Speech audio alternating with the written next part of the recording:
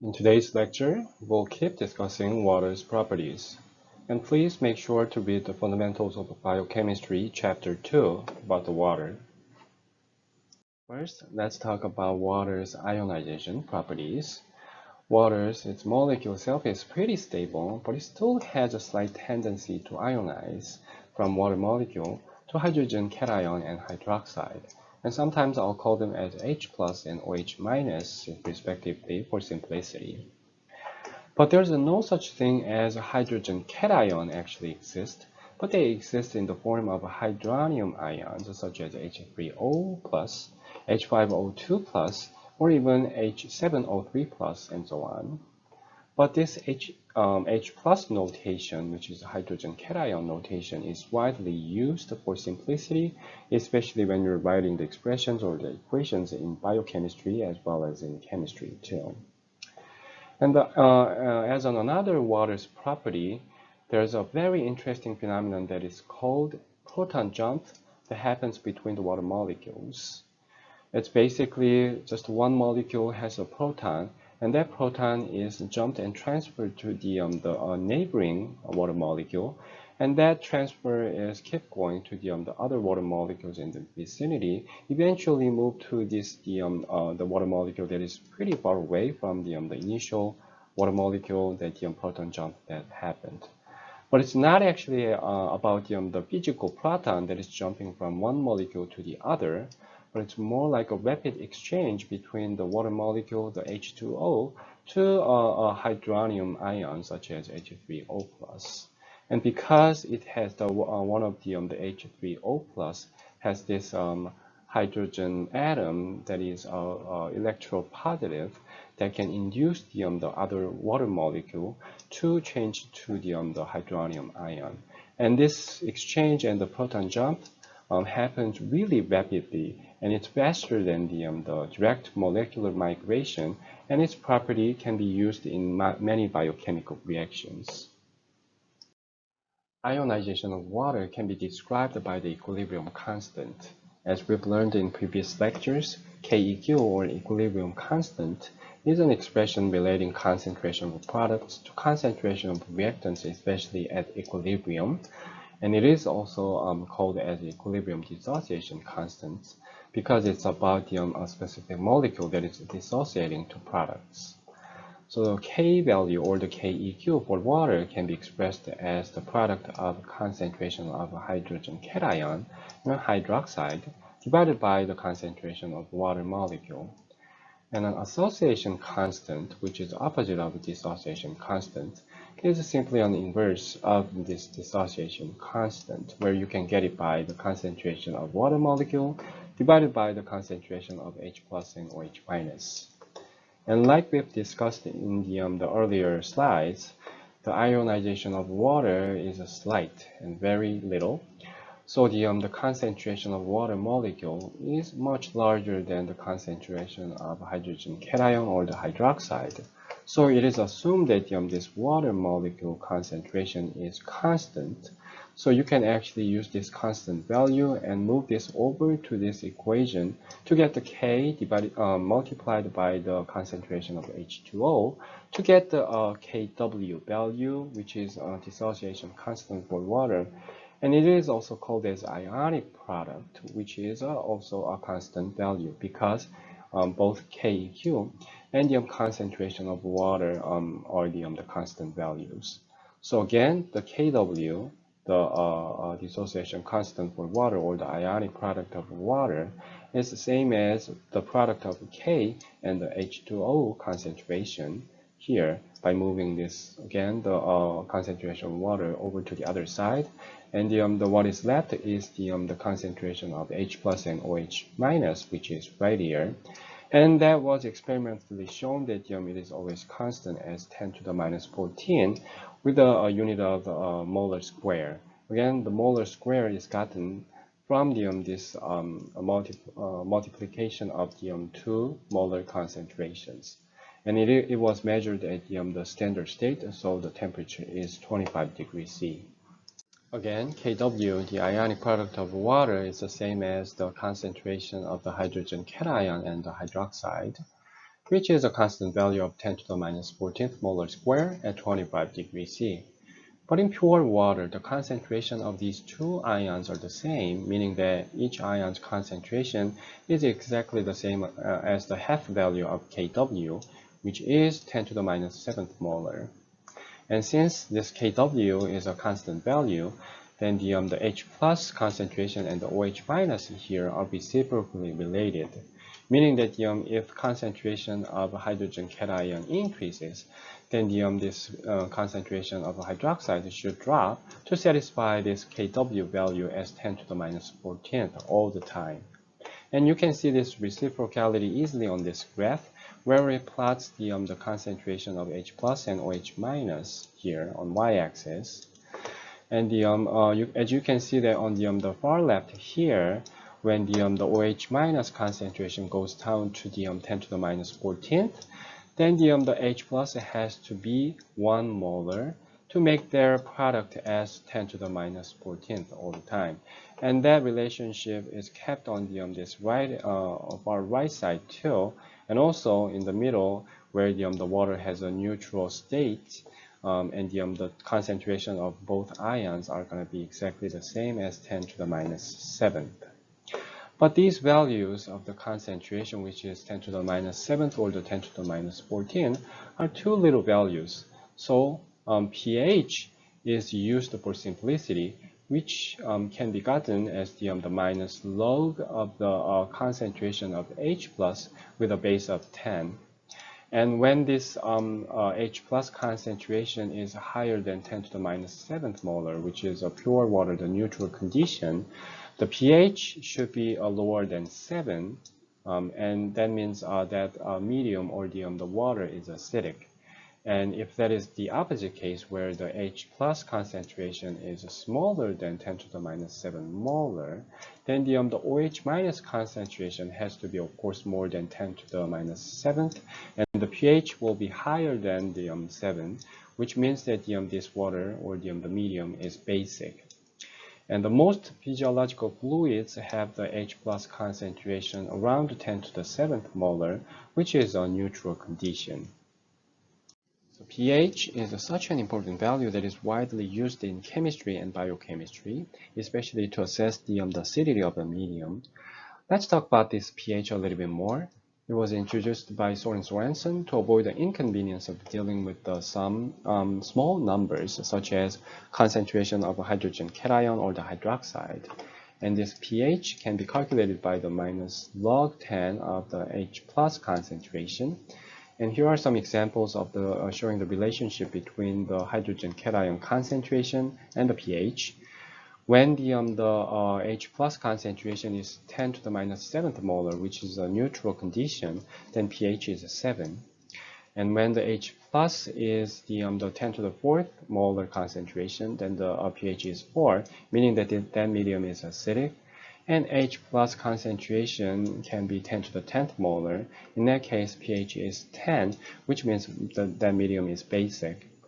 And since these pH values are logs, little changes in this pH can lead to the huge changes in concentration of hydrogen cation. So for example, just a small difference here in pH, just a 1 pH unit difference, is a 10-fold difference in H plus concentration.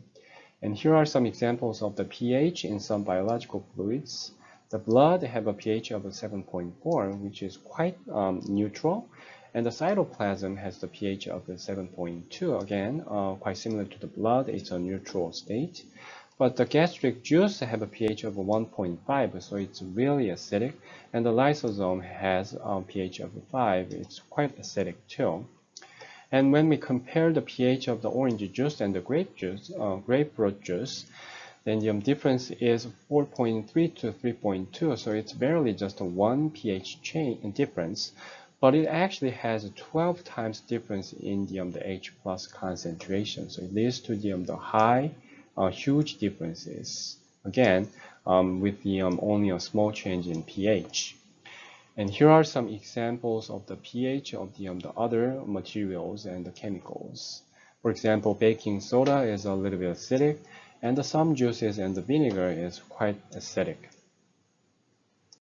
Here are some more examples of the pH of the common substances. Then why is acid-base chemistry so important? Why would you want to measure the pH and understand the acidity of the mediums or the substances? Because those acidity is so critical for the biochemical reactions. The DNA, RNA, and the proteins have many dissociable groups that determine their properties, such as amino groups, carboxylate, hydroxyl groups, and sulfide groups, and so on, so many different functional groups. And the status of their dissociation state is influenced by this pH of the media, especially in the cell too. And also the dissociation of these groups contribute to the pH of the media in the cell to regulate the biochemical reactions. Now let's talk about acid-base equilibrium to better understand how acid and base work. First, what is acid and base?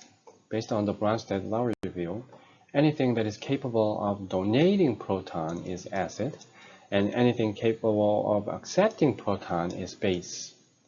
Let's take a look at an example here of the acid-base reaction, where the HA interacts with the water to become an anion and the hydronium ion. Here, HA is an acid because it donates the proton, which is a hydrogen cation, and the H2O is on base because it accepts the proton to become a hydronium ion. And the anion is a conjugate base, which is basically a salt of the acid after the acid-base reaction. And the H3O plus is a conjugate acid, which is from the base after the acid-base reaction. Here's another example of the acid-base reaction where ammonia interacts with water to become ammonium and the hydroxide. In this case, NH3 is a base because it accepts the proton to become this ammonium. But the water is acid because it loses the proton to become an hydroxide. And again, NH4 plus is a conjugate acid, and the hydroxide is a conjugate base. And it's interesting to see that the water molecule can be base or acid too, based on the reactions that it's involved. And all these reactions are often simplified as follows. HA here is H plus and A minus, and NH3 plus H plus here is NH4 plus, by simply dropping water molecules, because it is assumed that the water always participates in all the biochemical reactions in the cell. Now let's think about the acid-base reaction in the terms of equilibrium constant KEQ. Now let's bring back the reaction in the previous slide. HA interacts with the H2O, generates the anion and the hydronium ion here. We can write the equilibrium constant expression as KEQ equals the concentration of all the products here divided by the concentration of all the reactants, because KEQ shows the ratio of concentration of the products to the concentration of reactants at equilibrium. Now assume that this H2O concentration is constant as 55.5 molar in the standard state, or as an activity of 1 at the biochemical standard state.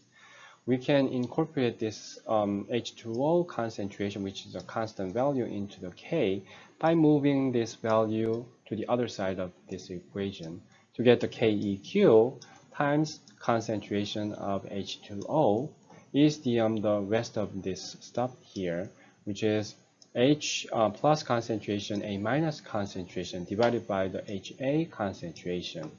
And we write this as a Ka, which is an acid dissociation constant. And it can be also written as just simply K. And it has a huge implication in terms of estimating the acidity of that reaction and the acid-base reaction, how that would work, especially in the biochemical reactions. And all the acids have strengths too in their acidity. And the strong acids is one that have low proton affinities, so they can easily give up the protons to base. And the Ka values, which is the H plus and A minus concentration divided by the concentration of HA, is much larger than 1. Therefore, they're almost largely or completely ionized.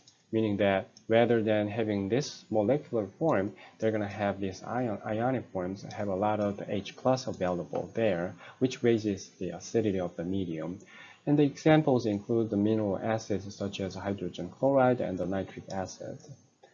And there are also weak acids, which are biologically important because there are a lot of weak acids involved in biochemical reactions. But these weak acids now have a high proton affinity as opposed to the strong acids have low proton affinity. So there are not going to be too many of H plus that's going to be ionized. So H plus dissociates poorly, and there's only partial ionization happens there. And the Ka values is going to be much smaller than 1. So again, there are going to be a lot of this form instead of these ionized forms. And this Ka value can be converted to the pKa value, similar to getting the pH value, where you can get it from the minus log of this Ka value, Ha plus and A minus divided by Ha in their concentrations, with a base of 10. And when this Ka value gets smaller, the pKa value gets increased exponentially, and vice versa too, in a similar way as the relationship between the pH and the H plus concentration. And this table shows the dissociation constant, which is Ka, and the pKa. And again, pKa is a simply negative log of Ka value. And as you can see, as the K value goes decreased, pKa value actually gets increased. And again, Ka can be written as just a K. That's the same for the pKa. It can be written as just a pK too. And the only small changes in pK actually leads to the pretty big changes in Ka value. Henderson-Hasselbalch equation shows the relationship between pKa and pH. And from this equation, you can determine the pH of the solution if you know the Ka value and the ratio of conjugate base and the acid. Now let's show how we can drive the Henderson-Hasselbalch equation and also how we can interpret it. So let's start from the expression that can get Ka, which is H plus and A minus concentration divided by the Ha concentration. And we can derive this expression for the H plus, which is right here, by moving other variables to the other side of the equation, where we can get the H plus concentration is the Ka value multiplied by the Ha concentration divided by the conjugate base concentration. And let's take a negative log of this equation, where we can get minus log H plus right here, which is exactly the same as the pH. And the minus log of the Ka is going to be the pKa minus log of all the other remainders here. And this minus in front of log can be incorporated into this log by inverting the factors inside of the log to get the pH equals pKa plus log of the ratio of the conjugate base and the acid. And this is known as the Henderson-Hasselbalch equation, and it relates the pH to the pKa in case you know the ratio of the conjugate base and the acid. And when this conjugate base and acid are in the same concentration, that means this log is going to be log 1, and this log 1 is basically 0, so the pH is going to be same as pKa. Living systems maintain relatively constant pH, but how can they do that? It's due to the buffer system, and the buffer is a solution or a system that can slow down any dramatic changes in its properties. And you can get titration curves from looking at how buffer works on different changing conditions. And pH and pKa that we discussed earlier are critical for buffer system and also titration curves. Now let's think about an example where you take a weak acid solution, such as acetic acid, and let's say that it's an anion, which is conjugate base is AC minus. And here's the structure of the acetic acid, which is a CH3COH. And let's say that you begin to titrate weak acid with strong base, meaning that you're adding hydroxide equivalents there. Then there are going to be two equilibria that is occurring at the same time. The first equilibrium is the H plus interacting with the OH minus to get the water molecule there. And obviously, it will shift to the right side toward the water formation because water poorly ionizes to hydrogen cation and also hydroxide. And in this reaction, it must satisfy the Kw, the ionic product of water, as the 10 to the minus 14th molar square. And the second equation is that now H plus ion interact with the AC minus, again conjugate base for the acetic acid, to form the HAC, the acetic acid. And it should be governed by the Ka value of the acetic acid, which is H plus and AC minus concentration divided by the HAC concentration. And the dissociation constant for the acetic acid is 1.74 times 10 to the minus fifth, as you can see in the previous table that put up all the Ka values. And these two conditions in the equilibrium must always be satisfied as we start adding this hydroxide equivalents for the titration every time. Again, these are two equilibria that have to be satisfied when you add hydroxide into acetic acid. And the equilibrium 1 is about the Kw value, that is a constant value and also relevant for the reaction that generates the water here or ionize the water. And the equilibrium 2 is about the Ka value of the acetic acid, which is also the value that does not change. And this Ka value will set the rate of the dissociation of this acetic acid. Now let's think about this titration process again. We're going to add more and more of the hydroxide. But when we add the hydroxide, when this concentration goes up transiently, but it cannot be stay that way because of the constant value of Kw, where the concentration of OH minus and H plus had to be 10 to the minus 14th all the time. So the excess concentration of the hydroxide should be consumed or resolved in some way.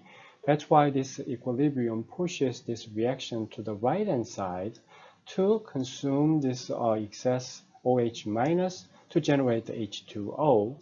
So in that case, H plus are going to be also consumed too, like it says here.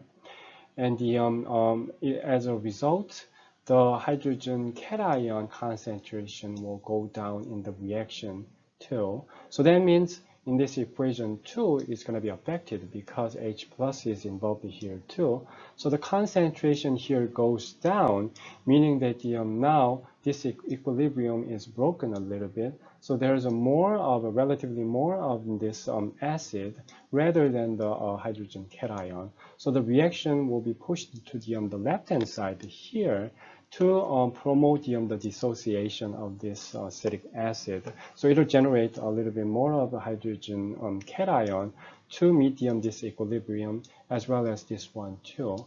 And as you add more and more of this hydroxide, this cycle will go through again and again, eventually consume all this acetic acid and drives the dissociation of that. Now let's talk about the titration curves, which shows the plots of the pH that were measured when you keep adding base, such as hydroxide equivalents to acid. And this graph shows the multiple titration curves by plotting the pH on y-axis and the H plus ions dissociated from the acid molecule on the x-axis. Then from starting point to end point, what it does is basically adding this hydroxide in a same concentration or same amount over and over again and measure the pH to come up with this curve of the pH change. And interestingly, all of these acids, even though there are different kinds, shows this sigmoidal shape, although they are shifted along the pH scale depending on the acidity of those acids. And another interesting point is that there's an inflection point which is right in the middle of this titration curve. There, the concentration of acid is the same as concentration of salt or the conjugate base. And when you recall the Henderson-Hasselbalch equation, which is pH equals pKa plus log of the ratio of the conjugate base and the acid, when you think about this midpoint where these two concentrations are the same, it's going to be the same as 1. So the log 1 is 0. So basically at midpoint, pH is going to be the same as pKa. And another important and also interesting thing is that sort of the midpoint here where the curve is have the inflection point, whenever you can see that these titration curves have a pretty flat changes, as opposed to at the end of this starting point or the end point, when it goes towards to that, they have steeper changes or bigger changes there.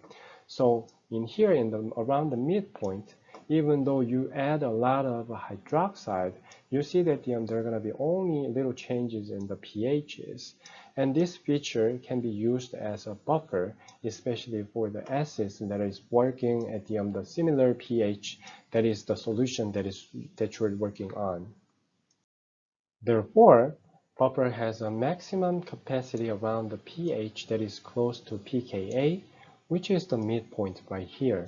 So there is a room to go down or go up and still have just a little changes in the pH. And that is around the plus and minus 1 pH unit for most of the acids, as you can see here. But beyond this region, there are going to be dramatic changes in terms of the pH when you add the hydroxide. So it's not going to be a great region that you're going to use for buffering. So you need to focus on this region and choose the appropriate buffer based on the buffer zone right here, plus and minus 1 pH from the midpoint for your particular solution or the system that you're working. And of course, there are different considerations there too, and we're going to discuss about that in much later lectures. Here are some examples. The pH of the blood is buffered by the bicarbonate acid system, which is around the physiological, the 7 pH of the 7 range too.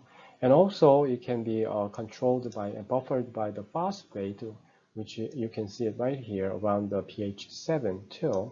And the pKa is also 7.2, meaning that pH 7 and the pKa 7.2 is quite similar, meaning that it's around the midpoint already. So it has the maximum capacity for that buffering for either direction in terms of the pH changes. An intracellular environment is also buffered by this phosphate system as well as the histidine system with the pKa 6.05, which is around this region too. So it'll have a pretty relevant buffer zone for the physiological pH range too, which is around 7. But interestingly, the histidine system in the protein, the pKa is 704. So it can be adapted in a different pKa depending on that particular environment. And some substances have more than dissociable protons. It's called the polyprotic acids. And each proton has its own characteristic pKa. An example is of phosphoric acid, where it has multi-step titration curves with the pKa1, pKa2, and pKa3. So let's look at it here. That it starts with the starting point, and then it has a little bit of a plateau here, which is the midpoint for the first titration curve. And then it moves to the next one, and it can also release another proton here, have the pKa2, and then move on and so on, have the third one too. And this system can be especially useful for the system where it needs the multiple buffer zones and buffer points for the inhibiting some kind of dramatic changes. Amino acids, which are the building blocks of the protein, also have more than one dissociable proton. So they have at least 2 pKa's, one for the amino group and the other for the carboxylate group. And also on the side chains, they can have some dissociable protons, meaning that some amino acids have even 3 or more pKa's. And for glycine, as an example, both groups can be protonated or deprotonated, or just one of them can be protonated, in this case the amino group, which is in the zwitterion form. And as you know, zwitterion is a molecule or ion that have both positively and negatively charged groups. And in complex molecules, such as huge proteins, there's no clear transitions or the titration curves there, or even one distinguishable pKs there, unlike the other systems that we've seen, because there are too many dissociable groups there. An excellent example of the buffering system in a living organism is blood, which uses bicarbonate system to regulate pH. The key equilibrium here is that carbonic acid breaks down to hydrogen cation and bicarbonates. The carbonic acid's level is determined by the concentration of carbon dioxide that are dissolved in the blood, and carbon dioxide can be expired in lungs by respiration or reintroduced into bloodstream as needed using this reaction here, where the carbon dioxide reacts with water to produce carbonic acid. If the blood is too acidic, meaning that there's too much of this hydrogen cation, the reaction goes to the left side here to make a more carbonic acid. So it has to remove this excess carbonic acid in this case. To do so, it makes the reaction go to the left-hand side in here in this reaction to produce more carbon dioxide from the carbonic acid to get rid of this portion. And this carbon dioxide is going to be removed by the respiration. So it works pretty well in the normal conditions as a buffer system. But in the case of obstructive lung diseases where it is hard to remove this carbon dioxide, so it is going to be hard to remove this carbonic acid. In that case, it'll cause the acidosis, which will lower the pH, and the blood will stay acidic. If the blood is too basic, then it's the opposite way. So it should add some of the carbonic acid. So it uses the carbon dioxide, and this reaction goes to the right side in this case, and put it into the bloodstream and make it as the carbonic acid in the blood. But in case of hyperventilation, where there's a loss of carbon dioxide too much, it can lead to the alkalosis, which raises the pH, so the blood is going to be basic in this case. So there's going to be a balance that is really important, and that is what buffer system, especially a bicarbonate system in the blood, does.